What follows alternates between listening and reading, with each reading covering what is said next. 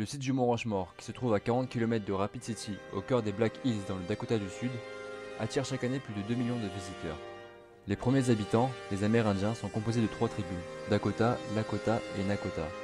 Ces sculptures sont sur le territoire des Lakota, depuis plus de 3000 ans. Selon leurs croyances, toucher aux Black Hills, c'est profaner les lieux. En 1874, on y découvrit l'or, l'uranium, dans ces collines et la tribu des Lakota furent déportés dans des réserves. En 1883, Charles Rushmore s'y rendit pour vérifier des titres de propriété et demanda le nom d'une montagne. Vu qu'il n'y en avait pas, il demanda le nom Rushmore. En 1930, le nom deviendra officialisé, soit 40 ans plus tard.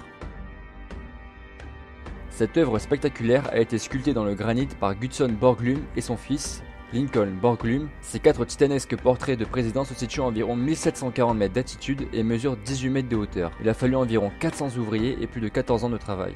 Mais qui sont ces personnages? George Washington, né en 1732, l'un des pères fondateurs des États-Unis.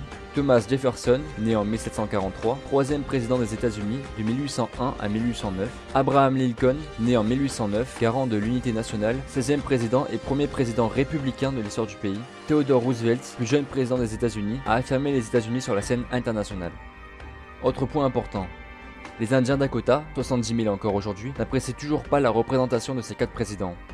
A ce jour, les Indiens Dakota construisent le Crazy Horse Memorial pour concurrencer le Mont Rushmore.